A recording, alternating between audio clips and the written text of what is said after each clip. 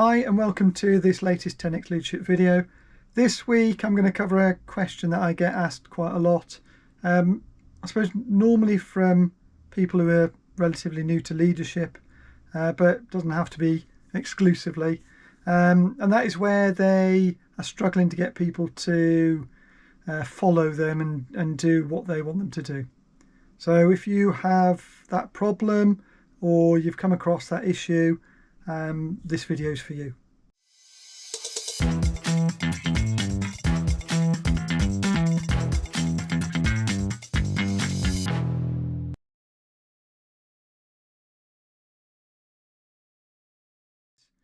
How to make people, your team, do exactly what you want.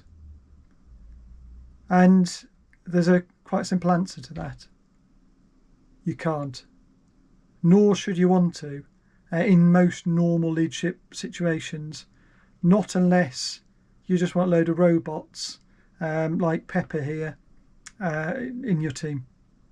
So I say in most normal leadership situations because military situations or situations where there's some danger or something else where somebody just needs to follow an instruction, it might be appropriate.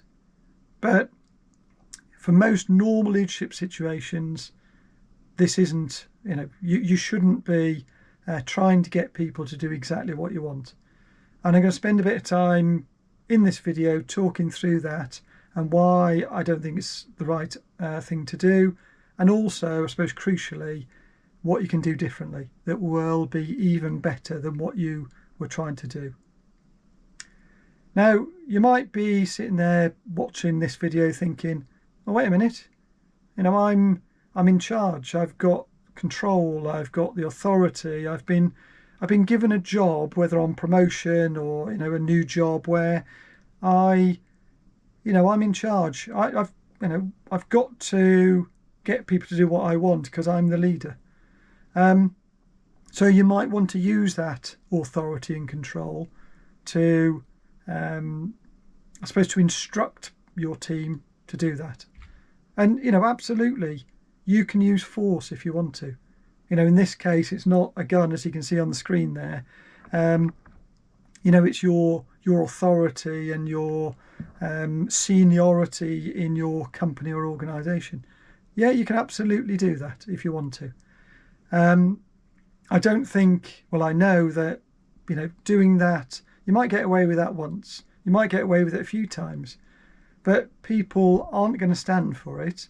And if you keep repeating it, people won't work in your team, they won't want to work in your company, they'll want to go and work elsewhere. So yeah, you can absolutely use force, but what we all need to realize is that we can't really force anyone to do anything. And when you do realize that we can't really force anyone to do anything, that's when you really start leading. And what I mean by that is, let's just imagine an office situation.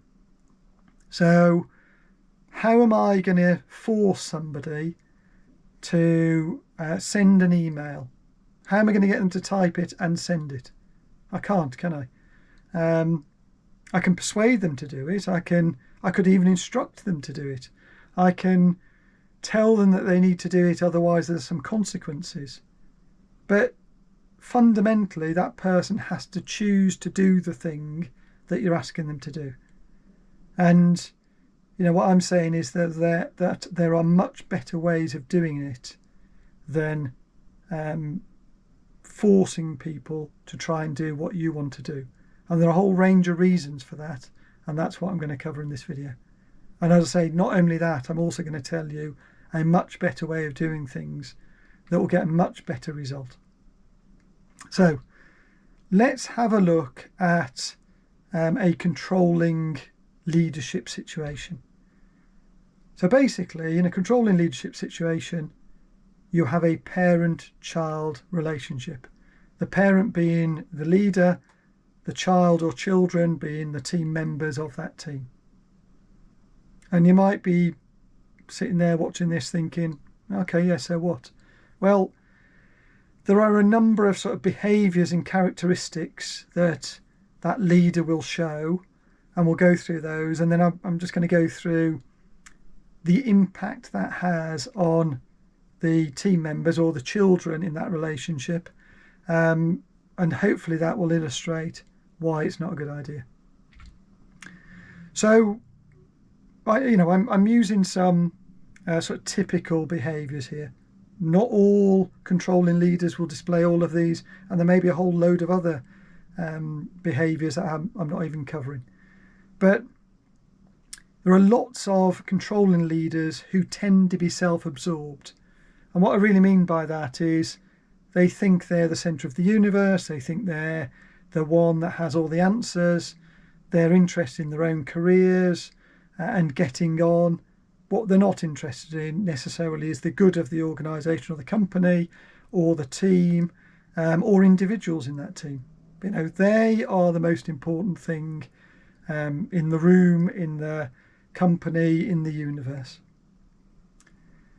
And often they like attention, they like to be told they're doing a good job, they like conversations to involve them, surround them, to everything to happen around them.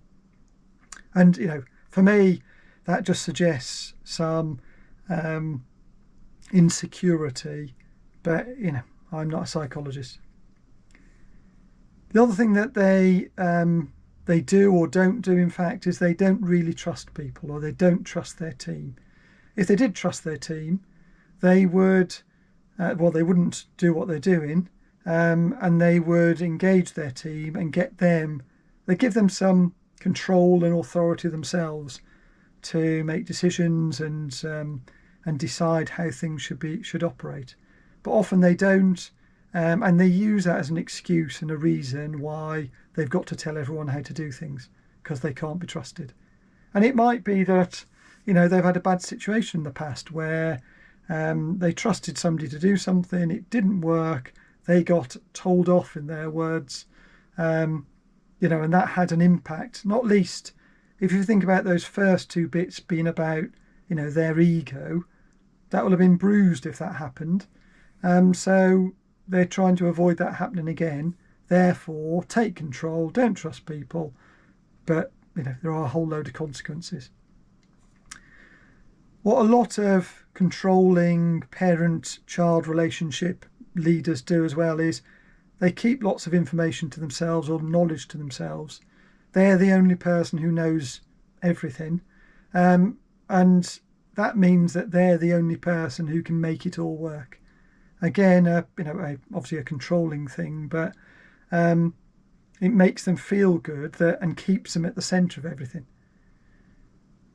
Obviously, there's some obvious disadvantages of that, and I'll cover those in the other section. The other thing is, because they are interested in themselves, they don't really value the team members. The team members' time isn't really important. So if they waste their time, it doesn't matter. So these are the sorts of people you'll see frequently changing meetings, going to meetings that aren't really necessary, not giving everyone the information they need in order for that meeting to be effective. A whole load of contextual information about your company or things that are happening that would prevent team members from coming up with solutions, because if they haven't got all the context, they don't understand the environment, it's really difficult to come up with a sensible, coherent solution to something. But of course, the parent or the leader in this instance, they do know everything. They can see the whole picture. It's much easier for them to say, oh no, well, we should be doing it like this, because sometimes they don't even do the because that would be sharing some information again. The other thing I've seen controlling parent-child leaders do is that they often take the credit or the glory for things. Again, it's all about them. If the team's doing well, it's all about them. If the team isn't doing well, it's somebody else's fault. And the other thing that I've noticed is that if you go into a team or you're sitting next to a team that has a controlling parent-child relationship leader, what you often hear the team members say is that, John or Jane wants this. John said, I need this. Jane said, I've got to do it this way. Whatever the name of the leader is, that gets mentioned a lot. And, that's because the team feel they have no choice but to do whatever that leader has asked them to do. So that becomes the explanation for why any piece of work needs to happen, regardless of whether it makes sense to do so or not. If John or Jane's asked for it, we get on with it. So those are some of the typical behaviours that you will see in a parent-child relationship. And I put that little crown there because that was the symbol that I used in episode 5 when I talked about different leadership styles. And there was an autocratic leadership style in there that went into a bit more detail about that particular leadership style. And I said in that video, and I'll put a link to it in the description if you haven't already seen it, what I said in that video was, again, there is a time and a place for that sort of leadership style. And as I suggested before, military environments where safety are concerned and actions have to happen instantly, otherwise somebody's in an unsafe situation.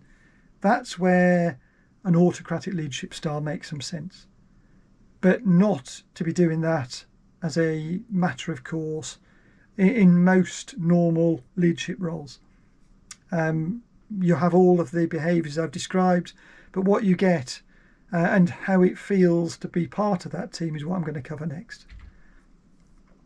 So if you're the child in this instance, if you're a team member in that team with a parent-child relationship, you don't feel valued to start with, but that's because you aren't valued. Your leader doesn't think you're important because they are the centre of the universe. They know how to do everything. You're not an irrelevance because you get the job done, but you are like a robot basically to them. It doesn't really matter who you are. You could be interchanged with somebody else as long as there's somebody there to do their bidding. That's okay. So really not valued.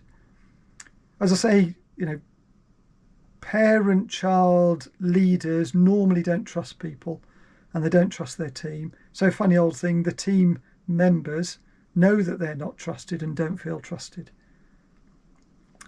They can't contribute. So as a team member, you might have some brilliant ideas that solves a problem. What's the point? You can't share them, or you can share them, but no, they're not listening, they're not interested. So it doesn't feel like you can contribute to solving the problem.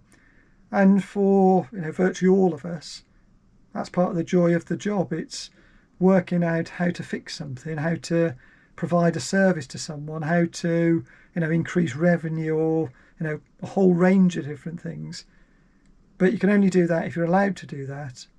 And if you're in a subservient child relationship, nobody's interested. And as a result of all of those things, team members are often demotivated. And if they're demotivated, they're not going to stay around long. And I suppose the other thing is, word will soon get around that that's not a team to be in, and that will have an impact on retention of people in the team, but also potentially in the company. And if you're trying to attract new people and new talent into that team or organisation, again, that's going to have a negative impact. That reputation will get around. People won't want to come and join the company. They won't want to come and join that team. Quite often, again, leaders who are, want to lead in a parent-child type relationship, because they think they're right about everything and they don't listen, They often make mistakes. They often work in a way that means that things have to be redone and unpicked, and gets to a certain point and then they realise, oh, that's not working at all. Now, they'd have known that had they spoken to their team, because the team would have shared their experience, their knowledge, their ideas, but they don't listen. So often they have to, the work has to be redone, and that is both frustrating and inefficient. And again, it's something that puts people off from wanting to work in those teams. Last couple of points. If you're a team member in that team, you can't take ownership for any of those activities in the team because they don't feel like they belong to you. They belong to the boss. And one of the big problems with that is, if the boss is really exciting and interested in a particular project or activity, you're not going to have the same feelings towards that project because it's not your thing. You haven't really contributed to it. All you're doing is they're bidding again. So you haven't got the same ownership that you would have if you'd been involved in setting it up and helping to create the way forward. And the other important thing is, in this type of scenario, you can't make decisions either. And again, you might be thinking, well, that doesn't really matter, does it? Because the boss is there and they can do it. Well, I mean, that is a problem in itself, of course. But the other problem is what happens when the boss isn't there? What happens when they're tied up and busy with other projects? Or there's a more important piece of work that comes up, or they're on holiday or sick or whatever else. Who makes the decisions then? Well, the team don't feel like they can make the decisions because they don't know what the right answer would be. Because again, they haven't got the full context, and they haven't created the thing in the first place. They can guess at it, but the other thing is they probably aren't empowered to take ownership anyway. So, that could have a number of impacts, not least if the boss is off doing something else or they're absent. Things don't move on because nobody can make a sensible decision.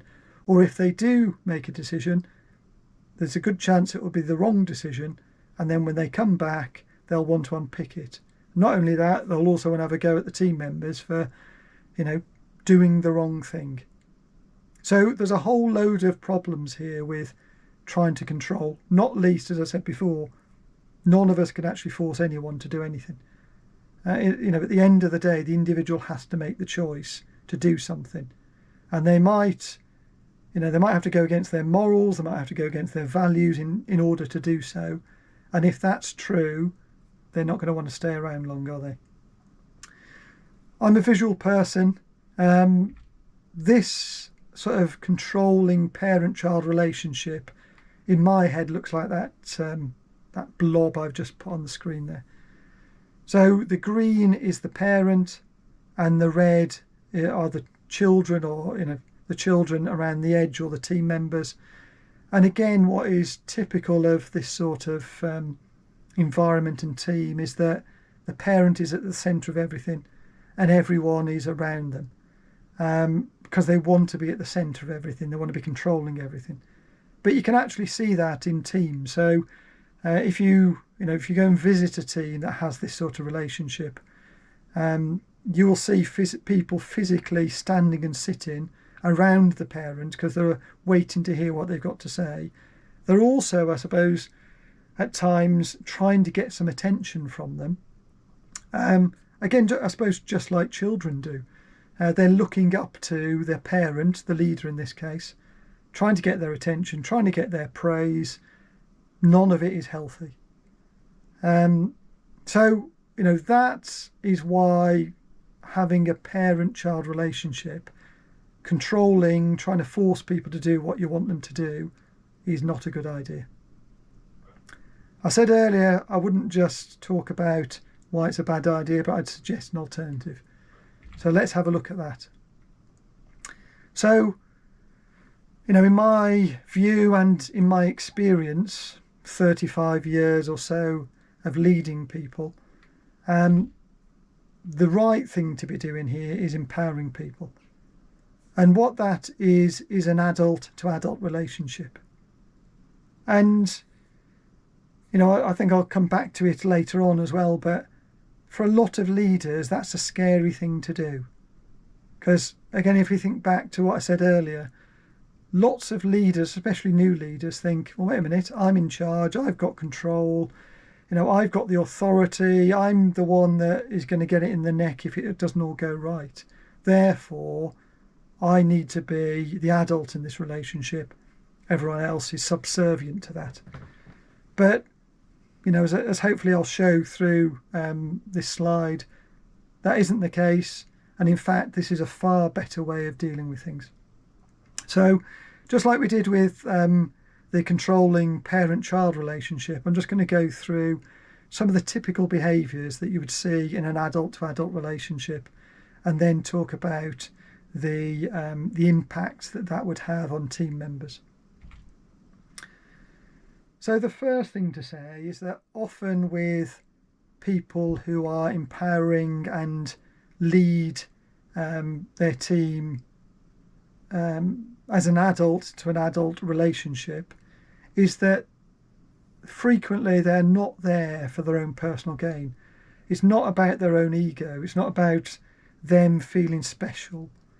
They are usually people who want to do a good job and do the right thing for the company, for the team, for the organisation. They want to achieve the right outcomes for the right reasons. And therefore what they do is they're really interested in getting to the best option.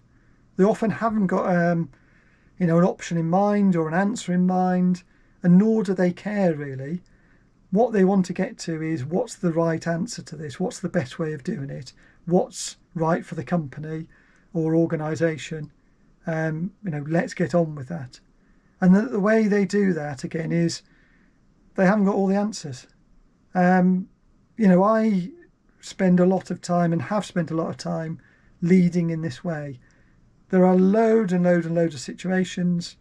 In fact, every single day there are multiple times where I haven't got a clue what the answer is. Nor should I know what the answer is, because I have in my team, I have experts who really know their topic, their field. They're the people who really know. So the way to work in this adult to adult relationship empowered team is asking what the team think. It's collaborating. It's working as one entity to come up with the right solution and the right way forward. What you'll find as well is that leaders who operate in this way usually have high level of emotional intelligence. I mean, in order to understand and to know that an adult to adult relationship is the right thing, you'd need somebody who is emotionally intelligent in the first place to be able to recognise that. I mean, you can teach it, you can talk about it as we are here, but for people to really understand it, they need to have some emotional intelligence. And in my book, the best leaders are people who are emotionally intelligent anyway. As you've heard in previous videos on this channel, it's about making a connection with people. That's what leadership's about. It's about people, making people feel special, important, because they are, not just to con them into it, but they really are important and special. And you want to use their talents and abilities and get them to use their talents and abilities to deliver whatever it is that your company or organisation is there to do. So again, that requires a high level of emotional intelligence. The other thing that you will see leaders do in this space is they will listen. On the left-hand side, we talked about the controlling leader. You can imagine, can't you, that if you came across a controlling leader who thinks that they've got the right answer to everything, they will be talking more than they're listening, because of course they know the right answer and all they've got to do is just tell people, instruct people to get on with things.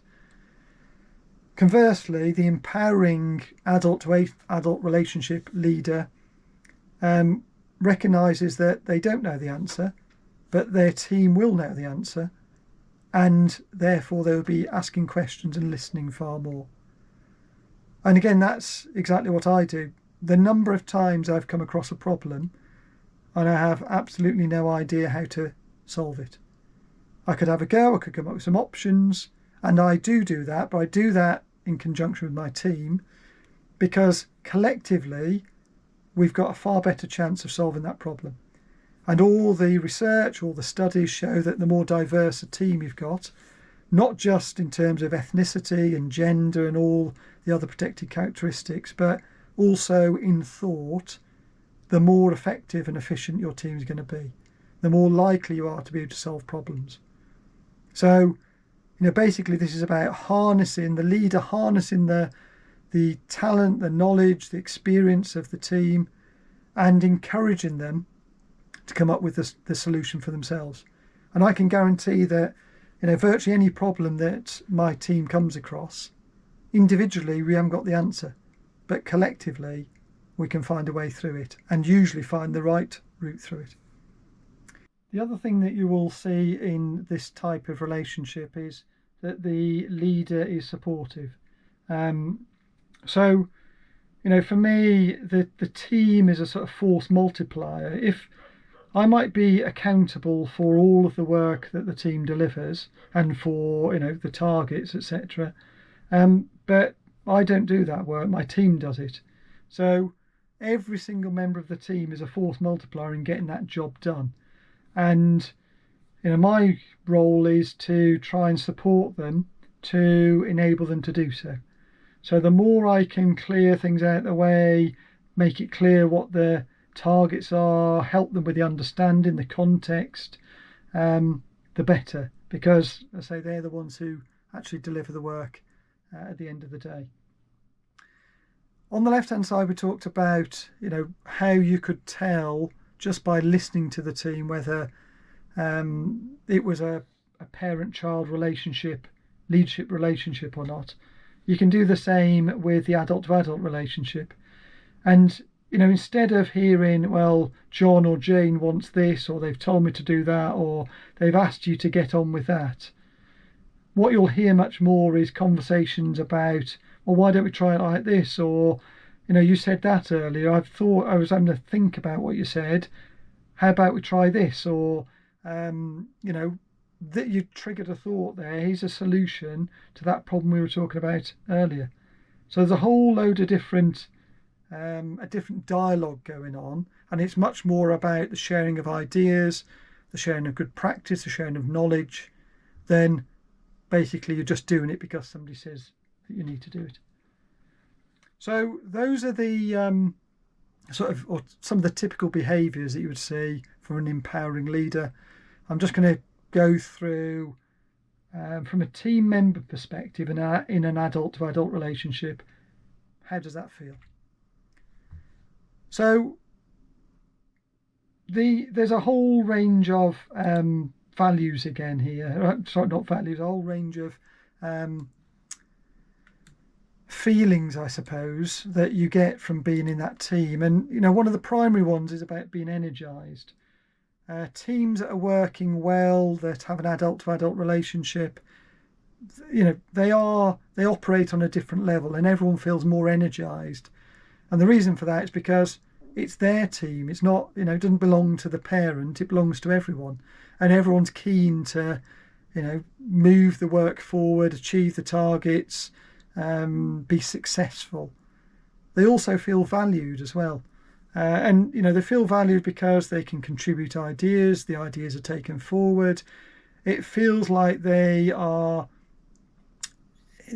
shaping the way the team works, and the reason for that is because they are.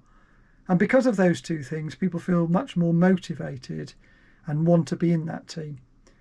And just as I said on the other side there, if you've got people in a team where they don't feel valued, they're not motivated, that's soon going to get out and people aren't going to want to join it.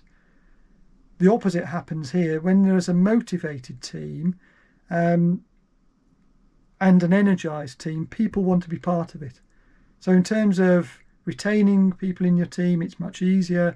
It's also easier to attract people in because it's got a good reputation. And everyone wants to feel like they're getting the best out of their working life. The other thing is people feel much more committed to that team and to the work that's taking place. And again, the reason for that is because it's their work, basically. So, you know, if there's a project and there's a solution and it's come from the people who are doing the work, they want to see it succeed. So they're much more committed to making sure it does succeed. So instead of having to ask people to do things to make it work, the team will automatically do that themselves because they want it to work.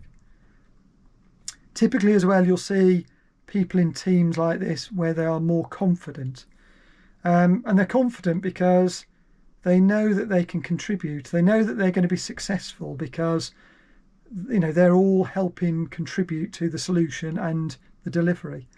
And they can see that the ideas that they've put forward are being listened to, have been taken on board, are being used, and then that gives them confidence. The other thing that you see in these types of adult-to-adult relationships is that there's positive challenge going on. That's not just between team members, so peers. It's also it might be with customers, it might be with stakeholders, it might be with contractors who are helping deliver, but also it's with the leader. So, you know, it's not in the left-hand side, the parent in that doesn't want to be questioned by the child. In an adult-to-adult relationship on the right-hand side, in the empowering space, everyone's equal in effect. Yes, the leader's still accountable for delivery and the team members are accountable for delivering their part of it, but everyone's on a level and nobody's got the right answer. There's no such thing as a stupid question or a stupid idea. It's all about how do we make all of this work together much more coherently and collaboratively. So, and the last thing is, I suppose it's almost the nirvana of an empowering team that has adult-to-adult relationships. And it's self-organising teams. And that phrase comes from agile methodology, which was used decades ago in the software development industry. But it does happen, and you know, I've had lots of self-organising teams at multiple levels. Sometimes the whole team is operating like that. Sometimes part of the team is operating like that. Sometimes the team is operating like that on certain tasks and activities. But basically, it's where, as a leader, you don't have to get involved or give any instructions or do anything, you know, in order to get the work to be delivered. It's where the team are confident and empowered and competent enough to know what the right answer is, and they have the authority just to get on with it without checking with the boss, and they just get on with it. So, and again, that gives them all a load of confidence and motivation, and it's a fabulous, as a leader, it's a fabulous thing to see.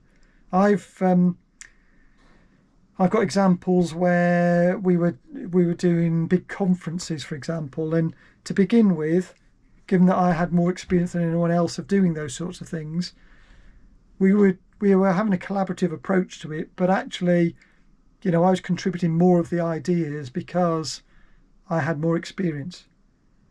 When we came to future conferences, though, all that happened was my team said, by the way, don't worry about the conference, it's all sorted. Now, if I'd been a parent-child leader, I'd have been poking in there, I'd have been asking all sorts of questions, checking up on them. But actually, because I had confidence in them, I trusted them, they trusted me, they knew what they were doing, they were committed to it being a success, they could just get on with it on their own, and they had the knowledge and understanding to be able to do so. And it's a fabulous feeling when they just come along to you and say, look, don't worry, it's all sorted. And that frees you up to do more of the strategic thinking, the horizon scanning, the future problem solving, or at least the future problem identification, the problem solving you can then share with your team and say, look, we've got this coming, it's going to cause an issue, how are we going to get around that? And before you know it, your teams are self-organising again and they're solving those problems for you. So as you can tell from what I've been talking about and I've shown here, the left-hand side is not the thing to do, but there is an alternative. There's a really, really good alternative. So I suppose coming back to, oh, sorry, just missed one thing off. So this green blob that I've just put on there, that is the equivalent of that red and green circle on the left-hand side. So on the left-hand side, you've got the leader in the middle. You had all of the children, all of the team members around. In this adult-to-adult relationship, what will happen is that people, adults, will naturally cluster with other people that they need to interact with and network with in order to deliver the work. So it doesn't look as pretty as the left-hand side, but it's far more effective. And those connections and bonds will vary through time as they need to work with different people in order to get things done. And the other striking thing about that graphic is, where's the leader in that? Which one of those blobs is the leader? It doesn't really matter. You know, they are all the same colour because they're all adults. They all have the same importance, and it's the collective that matters, not any given individual. And as I say, some leaders, especially new leaders, worry about what their role is and how can they deliver their control and authority. Well, the answer is you don't need to. If you do it properly, you still get respect, you still, just as you respect everyone else, but people will still listen to you as a leader. It's just that you aren't the only one they need to listen to, and your answer isn't the only one they need to follow. And as a result, you'll get a much better outcome. So in summary, if you have been doing the left-hand side, the parent-child relationship, or you were thinking that you needed to do it, just stop. You don't need to. Apart from very specific circumstances, it isn't the way to go. The much better option is the empowering adult-to-adult relationships, and you will, as I say, you will get a much better outcome, and your team will thank you for it. You'll thank yourself for going down this route, and your company or organisation will definitely thank you, along with all of your customers, because they'll be getting a much better service, and they're much more likely to want to come back and work with you again. As ever, I hope you found this video useful. If you did, like, comment, subscribe, share this with your colleagues, your friends. Share it with people who need to know that that the question that was asked right at the start, you know, how do you ensure that people, that teams do exactly what you ask, is the wrong question. It's almost the right question, in that the essence of it was, you know, how do you get the best outcome? But you get the best outcome from having adult-to-adult relationships with as many people as you can, especially in your team, in empowering them, and I suppose utilising all the skills, the knowledge, the experience, everything about your team, wringing every single ounce of benefit out of them. That's what you're there to do as a leader. And if you do that, you know, you will have really high performing teams. Thank you for your time. Thank you for listening. Thank you for tuning in. And I look forward to seeing you in the next video. Thank you very much.